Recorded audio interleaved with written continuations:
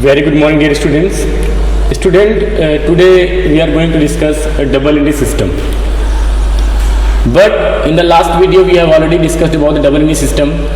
For the double entry system, if I am talking about double entry system, when your transaction is going to record at a two place, ठीक है, one transaction affect both side in the debit side and credit side. तो अगर transaction आपके दो जगह effect डाल रहे हैं तो that transaction are follow the double entry system. तो वैसे भी अगर की कंसेप्ट बोला जाए डबल एंट्री सिस्टम का क्या होता है, तो according to this system each and every transaction recording to place, one is debit other is credit, ठीक है. And if your transaction are set in debit and credit form it means the transaction are follow the double entry system, ठीक है. तो last videos में बाकी चीज़ें discuss हो चुकी हैं. आज हम पढ़ेंगे कि what stages what parts for A double entry system, किस तरीके से होता हुआ गुजरता है. फर्स्ट है original record. Student original record, अब देखो ये सारे चैप्टर हैं, ये आगे चल करके आपको चैप्टर के तौर पे पढ़ना है. बट चूंकि अब आप डबल एंट्री सिस्टम में इंटर कर चुके हैं और मैंने बहुत पहले ही बताया था कि it is a very broad concept for double entry system. तो फर्स्ट है original record. Your transaction are firstly record in a book that is called journal, ठीक है. When your transaction, when you identify your transaction, then you know student, in the first chapter we have already told you about the recording of transaction and that recording will be made in the form of journal. चूंकि आप double entry system follow कर रहे हैं तो the recording of the transaction are follow the double entry system. The principle and key concept of the double entry system. What rule will be applicable for the rule of personal account, real account and nominal account. What rule you applicable doesn't matter, but you are going to follow double entry system. So firstly when you are going to record your transaction it is called journal, ठीक है. And what entry you are going to follow that is called journal entry. When you set your transaction in form of entry, when you set your transaction in form of debit and credit, that is called journal entry, ठीक है. तो now the primary work of the business, the primary work of the accountant is to record the transaction and your transaction must be already identified. If you are already identified the transaction, it is going to record and that recording is called journal and that entry is called journal entry. After that all the recording is divided into subheads and that is called subsidiary books. तो subsidiary books भी आप आगे पढ़ेंगे, wait करिए, वो भी आपको आगे पढ़ाया जाएगा. तो first is recording of the transaction. Next है classification. When you record all the transaction in one book, आपने एक ही बुक में सारे ट्रांजेक्शन रिकॉर्ड कर लिया. सपोज दैट कि आपने पूरी सी बड़ी सी बना लिया है एक बुक, इस तरीके से एक कॉपी परचेज कर लिया और इसी में आप जर्नल को लिखते जा रहे हैं, भैया ये डेबिट वाला पोर्शन है, ये क्रेडिट वाला पोर्शन है, लिखते चले जा रहे हैं सारे ट्रांजेक्शन, सारे जितने भी ट्रांजेक्शन आपको दिन भर में आ रहे हैं वो डेट वाइज आप लिखते चले जा रहे हैं, ठीक है. तो अगर आप डेट वाइज ट्रांजेक्शन को लिखते चले जाएंगे तो ये पूरी बुक जो है काफ़ी बल्कि हो जाएगी, काफ़ी हैवी हो जाएगी, ठीक है.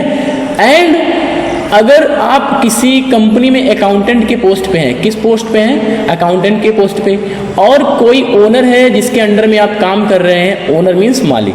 ओनर ने कहा कि ये बताओ कि मार्च या अप्रैल महीने, सपोज दैट मार्च महीने का सेल कितना है, तो आप जाएंगे इस पर्टिकुलर बुक को खोलेंगे, मार्च वाला पेज खोलेंगे और मार्च में टोटल कितने डेज होते हैं, 31 डेज होते हैं. तो आपको पूरे 31 डेज को निकालना पड़ेगा कि 31 डेज में कब हमने सेल किया, कब हमने सेल नहीं किया. और कहीं उसमें ये पूछ लिया कि कितना कैश सेल किया है और कितना क्रेडिट सेल किया है, तो वो आपके लिए और भी मुश्किल हो जाएगी. That's why the businessman or the accountant are decided to classify the transaction or divide the transaction or transfer the transaction into their separate heads. Means when the recorded transaction, recorded मैं बोल रहा हूँ, when the recorded transaction is journal entry which are already maintained, when the recorded transaction is placed, is transferred to their separate account, that is called classification of account, ठीक है. राम का राम में आप डाल दीजिए, मोहन का मोहन में डाल दीजिए, सेल को सेल में रखिए इकट्ठा बना करके, परचेज को परचेज में रखिए, एक्सपेंसेस को एक्सपेंसेस में रखिए, इनकम को इनकम में रखिए. तो that is called classification of transaction. And after classification, जब आप क्लासिफिकेशन कर लेते हो तो नेक्स्ट आती है समरी, कि भैया हमने क्लासिफाई तो कर लिया, इतना मेहनत किया, अब सब समरी बताइए क्या है. समरी का मतलब टोटल, सम ऑफ ऑल, ठीक है. So for this purpose summary के लिए अगर आप जो है, अगर आप सपोज दैट ये चेक करना चाहते हैं डेबिट क्रेडिट इक्वल है कि नहीं, तो आपको बनाना पड़ेगा ट्रायल बैलेंस. क्या बनाना पड़ेगा, ट्रायल बैलेंस, ठीक है. अगर आप ये चेक करना चाहते हैं कि हमारे पास ग्रॉस प्रॉफिट कितना आया, ये चीज़ें आप आगे देखेंगे.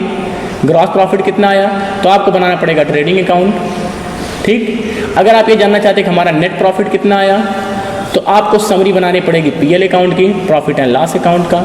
अगर आप ये जानना चाहते हैं कि हमारी फाइनेंशियल पोजीशन क्या है, तो आपको बनाना पड़ेगा बैलेंस शीट। ठीक है, तो what you want for the summary, in case of summary means the accountant, the businessman are going to maintain summary of the transaction by following trial balance to calculate all the debit and credit, means to check the arithmetical accuracy of the business. To identify or to ascertain the gross profit, he have to make trading account by the summary of the book, and to ascertain the net profit of the business, he are preparing profit and loss account. To know the exact financial position of the business, means what assets we have and for that assets what liability we have, he is prepared what balance sheet, तो वो balance sheet बनाता है। ठीक है, तो चीज़ें आपके दिमाग में आ गई हैं कि जब डबल एंट्री सिस्टम फॉलो होता है तो पहले रिकॉर्डिंग होती है ट्रांजैक्शन की, ट्रांजैक्शन को रिकॉर्डिंग करने के बाद हम उनको सेपरेट हेड्स में ट्रांसफर कर देते हैं। सेपरेट हेड्स में ट्रांसफर करने के बाद दूसरा काम क्या होता है हमारा, हम उन सभी को समराइज करते हैं, और समराइजेशन का मीन्स है कि आप बनाना स्टार्ट करते हैं trial balance, trading PL and balance sheet. Okay students, तो that is the stages of double entry system. Next है advantages of double entry system. First है साइंटिफिक सिस्टम।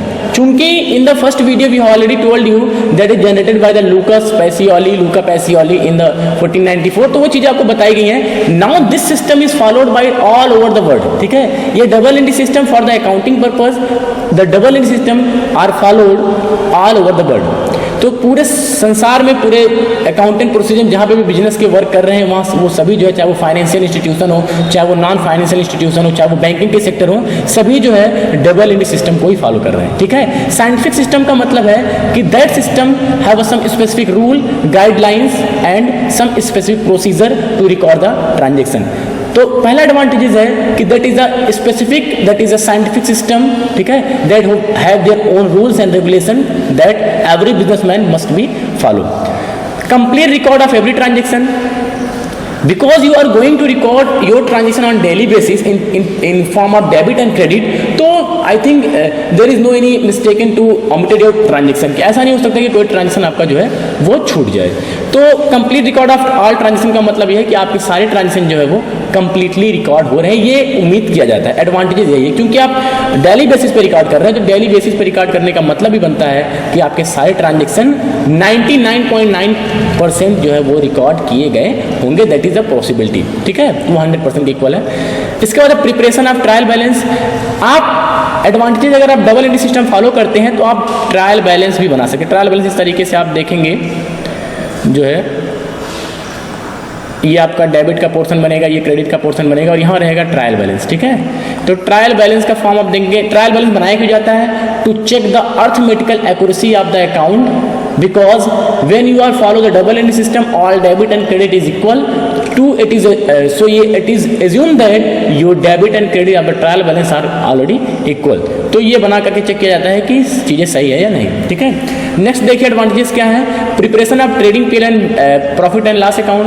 तो अगर आप कभी भी डबल एंट्री सिस्टम फॉलो नहीं करते हैं तो double entry system, in the absence of double entry system you are not able to ascertain net result और net profit of the business. ठीक है, तो ये भी मान के रखेंगे कि preparation of trading and profit and loss account can be possible when you are follow double entry system. Knowledge of financial position का मतलब होता है balance sheet. When you follow the double entry system, you are able to make a balance sheet. ठीक है, their asset side and liability side, liability side and asset side। तो balance sheet बना करके भी आप चेक कर सकते हैं कि what our liabilities and what our assets. तो ये चीजें भी आप ध्यान देंगे, but it can be only possible to check the exact financial position of the business. It can be possible only when you are follow the double entry system. Next है lesser possibility of fraud. का मतलब है कि जब आप सारी transaction को बराबर प्रॉपर रिकॉर्डिंग कर रहे हैं, डबल एंट्री सिस्टम से रिकॉर्डिंग कर रहे हैं, तो ये सवाल ही नहीं उठता कि वहाँ पे कोई फ्रॉड हो। मींस बहुत ही कम चांसेस है फ्रॉड होने के। ठीक है, क्योंकि सब चीज़ों की बिलिंग है, डेट वाइज एंट्री है, अगर कोई मिस्टेक होगी तो आप आसानी से जो है उसको कैचअप कर सकते हैं। Legal approval in the eyes of law only double entry system are restricted to follow all over the business. ठीक है, ऑल ओवर द वर्ल्ड। तो ये बोला गया डबल एंट्री सिस्टम को फॉलो ही करना है। एंड जो लीगल अप्रूवल होता है, जो चाहे चार्टेड जो अकाउंटेंट होता है, जो सीए होता है, वो सिग्नेचर उसी अकाउंट पे करता है, उसी फॉर्मेट पे करता है जिन्होंने डबल एंट्री सिस्टम फॉलो किया है। अगर आपने डबल एंट्री सिस्टम फॉलो नहीं किया है तो आपको पहले उस पर्टिकुलर ट्रांजेक्शन, उस पर्टिकुलर इवेंट को जितना आपने रिकॉर्ड किया है, that firstly converted into double entry system and then it will take a approval of the government या approval of the legal procedure. Comparative study, अगर आप डबल एंट्री सिस्टम को बनाते हैं, डबल एंट्री सिस्टम को follow करते हैं, तो आप 2016 का अलग रिकॉर्ड रख सकते हैं, 2017 का अलग रिकॉर्ड रख सकते हैं, 2018 का अलग रिकॉर्ड कर सकते हैं। तो जब हर साल आप रिकॉर्ड कर रहे हैं और ये भी जान रहे हैं कि चूंकि हम डबल एंट्री सिस्टम फॉलो कर रहे हैं तो हमारी ये उम्मीद है कि ये हमारे जो प्रॉफिट आए होंगे हर साल के, ये हर साल का एग्जैक्ट प्रॉफिट रहा होगा। ठीक है, अब इस प्रॉफिट से आप कंपेयर कर सकते हैं कि 16 का प्रॉफिट, 17 का प्रॉफिट और 18 का प्रॉफिट, इनका कंपैरेटिव एनालिसिस कर सकते हैं कि हम जो है वो अपवर्ड जा रहे हैं या हम जो है डाउनवर्ड जा रहे हैं। तो ये भी आप जो है चेक कर सकते हैं, कंपेयर कर सकते हैं, तुलना कर सकते हैं। एक तो आप खुद से भी कर सकते हैं, अपने प्रीवियस ईयर से कर सकते हैं, और अपने ऐसे ही संस्था को किसी दूसरे ऑर्गेनाइजेशन से कर सकते हैं कि compare to company A what status of our company, we are in the upward direction और in the downward direction. Help management to take decision, चूंकि आपके पास नेट प्रॉफिट जो है वो एग्जैक्ट प्रॉफिट है, तो मैनेजमेंट जो होगा वो आसानी से जो है डिसीजन ले सकता है कि हमें मशीनरी परचेज करनी है या नहीं परचेज करनी है। ठीक है, तो decision which are taken over by the management that become right. Suitable for all type of business, this double entry system is suitable for small business और ब्रॉड, जो भी बड़े इंडस्ट्रियल हैं, तो चाहे वो बिग बिजनेस हो या स्मॉल बिजनेस, सभी के लिए जो है हेल्पफुल है और सभी के लिए जो है पॉसिबल है। डिसएडवांटेजेस क्या हो सकते हैं इसके? देखिए 4 डिसएडवांटेजेस हमने यहाँ पे रखे हैं। Error of omission, error of omission का मतलब है कि कभी कभी क्या होता है, ट्रांजेक्शन रिकॉर्ड करते समय कुछ ट्रांजेक्शन जो है छूट जाते हैं, तो छूटने के बाद उस ट्रांजेक्शन का पता नहीं लगता है। ठीक है, ओमिशन हो जाता है। ठीक, तो वो एक आपका डिसएडवांटेजेस हो गया। अब डबल एंट्री सिस्टम में अगर आपने रिकॉर्डिंग कर दिया, कोई रिकॉर्डिंग आप भूल गए, तो वो थोड़ी बता देगा भाई ये रिकॉर्डिंग हुई या नहीं हुई है। एरर ऑफ कमीशन, ये कमीशन का मतलब क्या है कि सपोज दैट आपने क्या किया है कि किसी के अकाउंट में आपको डालना था 100 रुपये और आपने उसके अकाउंट में डाल दिया है 1000, तो बताइए क्या डबल एंट्री सिस्टम आपको बताएगा? नहीं बता पाएगा। सपोज दैट आपने मोहन अकाउंट को डेबिट किया कि भैया चलो मोहन अकाउंट डेबिट किया हमने 1000 से और 2 कैश कर दिया 1000 से। अब देखो आपने मोहन अकाउंट डेबिट किया 1000 एंड 2 कैश किया 1000, मीन्स आपने मोहन को 1000 का पेमेंट किया, लेकिन अगर आपने एक्चुअल एक्सपेंस 100 रुपये ही किया हो और आपने गलती से जीरो इंटर करते समय 1 जीरो एक्स्ट्रा इंटर कर दिया, तो it can not be identified by the double entry system.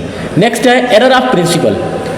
Error of principle means sometimes when the accountant जो होता है, जो अकाउंटेंट वर्क कर रहा है, अगर उसके पास पूरी फुल नॉलेज नहीं है डबल एंट्री सिस्टम की, तो प्रिंसिपल एरर बहुत आते हैं। ठीक है, प्रिंसिपल एरर का मतलब कि आप आगे चल करके देखेंगे, हमें बताया गया है कि जो परचेज ऑफ मशीनरी होती है उसमें मशीनरी को रिकॉर्ड किया जाता है, और जो कि परचेज ऑफ जो गुड्स होता है उसमें गुड्स को रिकॉर्ड किया जाता है। लेकिन अभी आगे चल करके आप देखेंगे, अभी यहाँ ज़्यादा तो नहीं बताया जा सकता, परचेज ऑफ गुड्स, जब आप परचेज ऑफ गुड्स करेंगे तो इस कंडीशन में रूल है कि भैया परचेज अकाउंट आपका डेबिट होना चाहिए।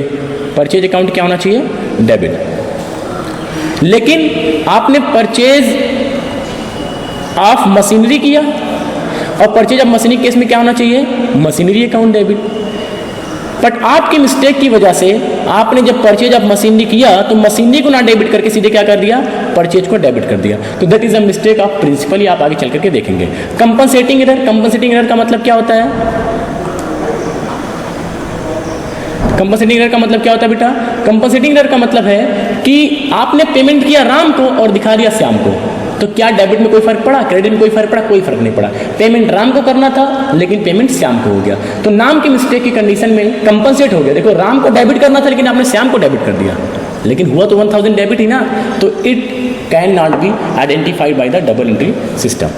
नेक्स्ट होमवर्क में आप explain the parts of double entry system, right advantages of double entry system, right disadvantages of double entry system. ठीक है, और अलग से अगर इन्फॉर्मेशन दूँ मैं आपको तो बेटा आप नोट्स, प्रॉपर नोट्स आप अपडेट करिए। ठीक है, कोई भी प्रॉब्लम होती है you can contact me. That is enough for today, thank you.